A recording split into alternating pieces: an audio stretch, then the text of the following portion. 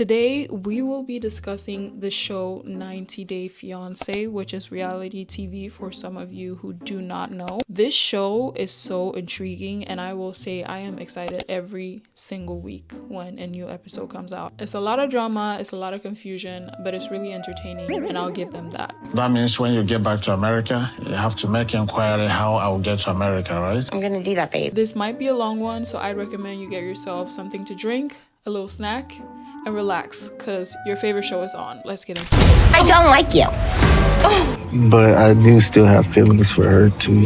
Oh. No, I cannot send any more money. I can't even spend money anymore. 90 Day Fiancé is a dating show where international couples have 90 days to get married on a K1 visa, and if they don't, then the partner basically has to leave the country, and that's like the whole concept of the show. And if you're unsure if you've seen it before, then here's an example. I like the view. You do? Yes. You're my best view.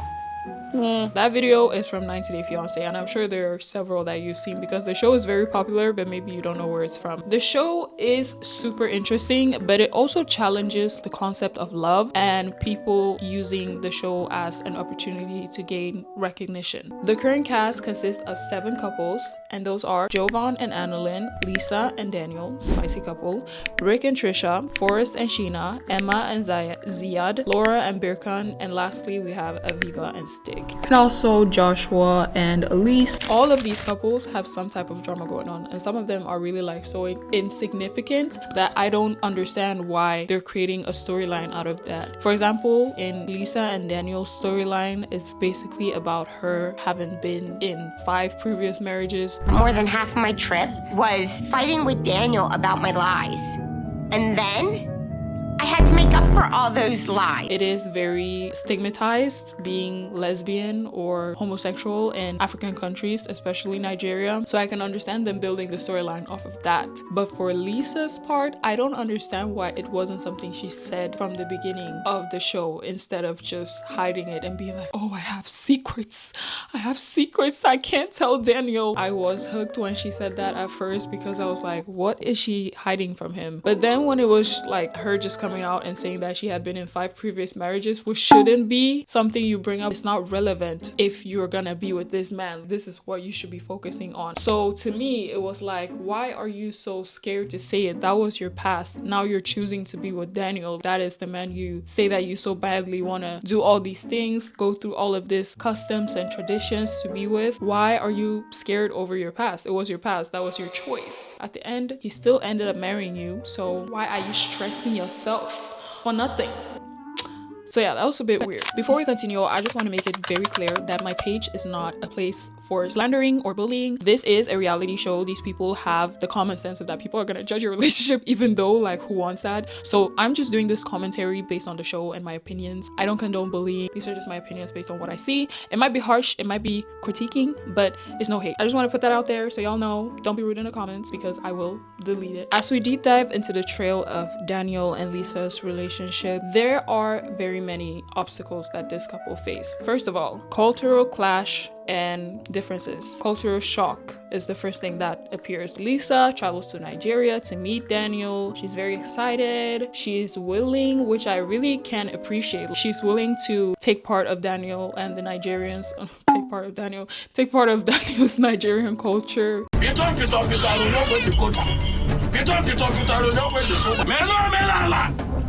She dresses traditionally. She wants to learn. As an African, I can appreciate it. A for effort. But the problem is her lying behavior, her lying attitude. Like, she lies a lot to Daniel. And there are many people saying that they're both scamming each other because they're calling Daniel a scammer because he's Nigerian, and there's this worldwide connotation on that Nigerians are scammers. So everyone is calling Daniel a scammer, but he himself is saying that they were both scamming each other. He was using her for money, which was quite obvious. I mean, it wasn't clear, but there were several situations in the show where one could clearly see that Daniel has motives for being with Lisa, which is unfortunate because she seems like a hardworking woman who genuinely wants to be with him, but they're both using each other. So he lying to me and I'm lying to him. Fuck it, guess we both ain't shit. each season that I've seen of this show, they always have a black and white couple. And that is the most popular couple because there's so much drama there. You guys, I meant to say that they always have a Lisa and a Daniel, not necessarily a black and white couple. And if you've watched previous episodes, they know exactly what I mean. I really love the fact that this show shows how people from different countries could mix and create something so beautiful. There are many success stories on this show. Unfortunately, I can't name one because it's very seldom, but it's a very nice concept to shed light on what beauty could come out of interracial relationships when it goes well, so to speak. In every relationship, you have standards and expectations on what you want and what you don't want. And in this case, with Jovon and Analin, there is a clear clash and difference on what they want and what they don't want. I feel like Jovon shows throughout the show that he wants to be with Analin. They haven't met each other ever. This is the first time they're living together in 8 years, so they married through Zoom, according to them. And I feel like Jovon is the type of person, from what I see as a viewer, he's the type of person who shows his love through the way he treats her and not necessarily what he says. And Analin has different expectations,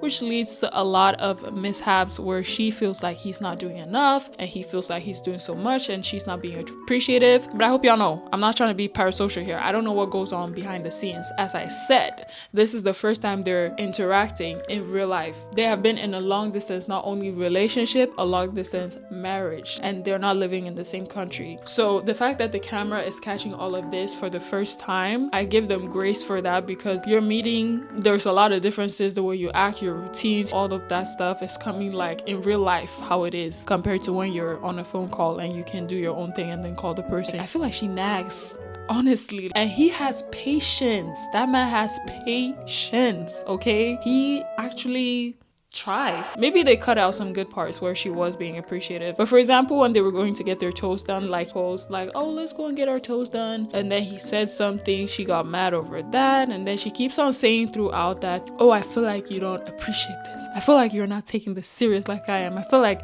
it's not as, if someone is doing something nice to you, try at least to see the good in it. So just try for their sake, even though you don't feel it, just try a little bit to show it so that it doesn't turn very sour. But yeah, their relationship is very there aren't very many happy times. I'm sorry to say, but there's not a lot of joyful moments, so it just becomes like all negative and like one just wants to skip through and watch the next. So that's exactly what we're gonna do now. Moving on. Next on the chopping block, we have Rick and Trisha. And I say chopping block because Rick, if there was a block, you would be chopped. This man cheats not once, not twice. I think it was 3 times I could count that he cheated on Trish and she took him back.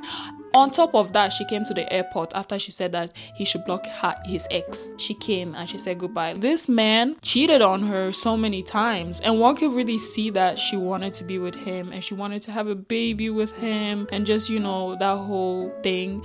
But I feel like Rick he's not over his ex. He's not over his past. He's not done there. I feel like he should go to his ex and be with her and try to have that figure out more and let Trish be in peace. If you like someone, you would be mad enough to leave her if you realize that you're not over your ex, and he says it in the show. They ended up on good terms, and that makes it even worse for Trish because she knows that he will always have a soft spot in his heart for her, which is very unfair to her because she likes him. She said that her ex cheated on her. Now another one comes and wants to do the same. He's at the point in life where he's done with kids. He don't even know if he can financially afford having another kid, but for Trish, it's very important for her to have a kid. They didn't show too much of those discussions about kids in the beginning of the show, to my recognition. Maybe I missed that, but I feel like in the beginning of a relationship, that's one of the first things you say. You bring that up to someone so they have an opportunity, you give them a fair chance to leave or to stay. And if Trish knew that he wasn't able to provide that for her, that's on her. But if she didn't know, that's even more unfair. That's very selfish of him to lead her on. Literally, he's leading her on knowing that he still has feelings for his ex, just to then say, oh, I will give you kids, and then he's texting his ex when he's at her parents' place. in Madagascar. The next interesting couple that I want to talk about, because not all of them are interesting to talk about. Honestly, some of them have really boring storylines, but the last one I want to talk about is Aviva and Stig. This one is really like delusion became the solution. You really let yourself get played. Stig cheated on Aviva. Aviva's auntie came to Belize, where Stig lives, to prove to Aviva that Stig was cheating on her. Evidence, photos, even a friend to the person who he was cheating on her with was there, called her up, gave Aviva all the evidence she needed, and she was still living in her delusion. Honestly, girl, I don't know what to say, because when I was watching that show, I was just predicting how sad she'd become when she would travel back to the US and realize that he was actually cheating on her. The whole situation is very painful to watch. One can read through Stig's lies. He seems like a player. He seems like the type to do such thing. I'm sorry to say, he does. And then he ends up proposing to her one of the last days on the trip. She's super happy, very cute moment, but you know, it'll all go to shits because he cheated on her before, and he will probably do it after she goes back home. And the friend to the person whom he cheated on her with, allegedly, because we don't know, it's all a show, had said that he was planning to see that girl after Aviva went back home, and she didn't believe it.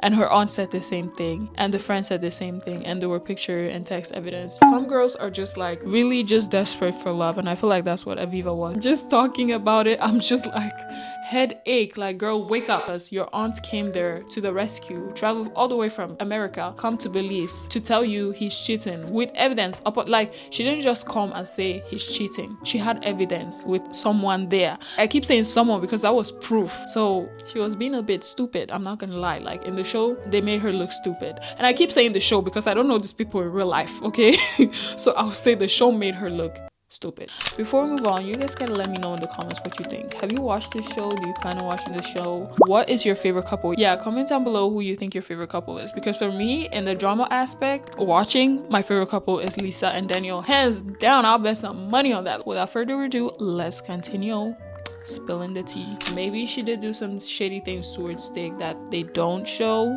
on the show. Maybe she did cheat before and that's why he doesn't trust her. Who knows? But from what we can see, he cheated, there was proof, and she still went along with it. How are we gonna find love in today's day and age when everyone is being an opportunist? No one is being authentic, no one is being real. That's like my question from this whole thing. How do you find love? The dating scene is a war zone. Honestly, it is a war zone and I do not want to participate. I feel like in order to fix the dating scene and for people to actually find true love, we need to just go into hibernation and stop dating and stop seeing people romantically and only just be strictly dickly.